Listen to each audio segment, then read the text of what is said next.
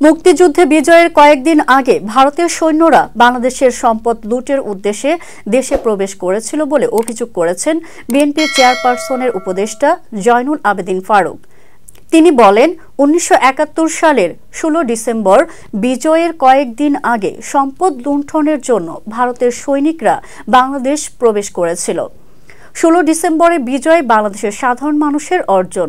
দেশের জনগণই যুদ্ধ করে জীবন দিয়ে এই বিজয় ছিনিয়ে এনেছে।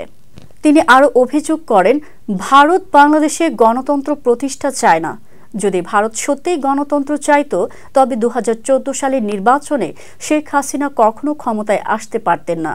মমতা, প্রিয়াঙ্কা তাদেরও ভারতের নেতৃত্বের সমালোচনা করা উচিত।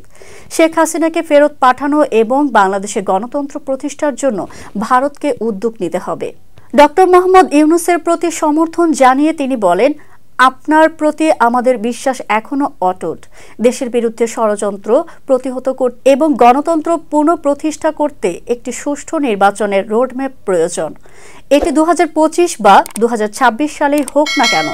বৃহস্পতিবার জাতীয় প্রেস ক্লাবের সামনে দেশ বাঁচাও মানুষ বাঁচাও আন্দোলনের আয়োজিত এক নাগরিক সমাবেশে এসব কথা বলেন জয়নুল আবেদিন ফারুক।